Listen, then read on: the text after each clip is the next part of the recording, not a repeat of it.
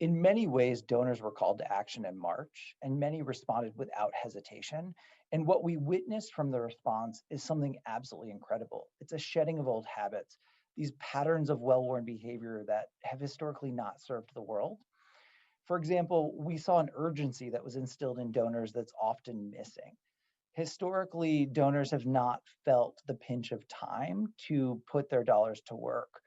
But in 2020, there was an acknowledgement that time was absolutely of the essence.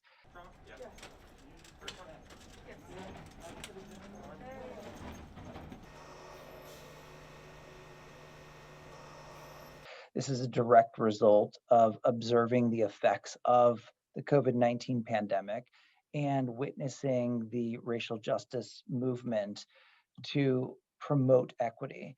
And so, for the first time, perhaps ever, many donors are starting to acknowledge that equity is an important lens that they need to view their work through.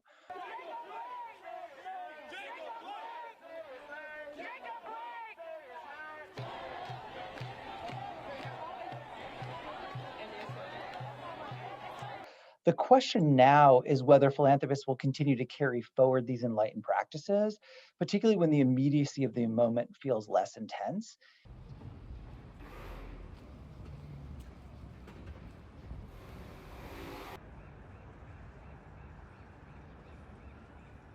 Philanthropists, businesses, they've all stepped up in a huge way. And so I know we've seen the massive gifts from the MacKenzie Scotts and Jeff Bezos and even Charles Schwab.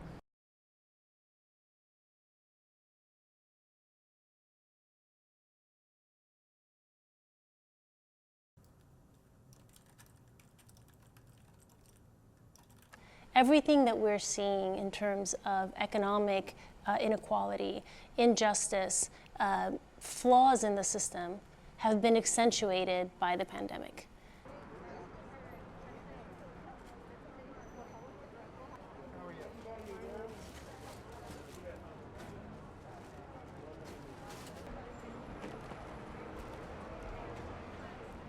The reckoning and discussions on racial justice have forced, I think, all of us in philanthropy and in government to think about what we can do to make that implicit commitment more explicit.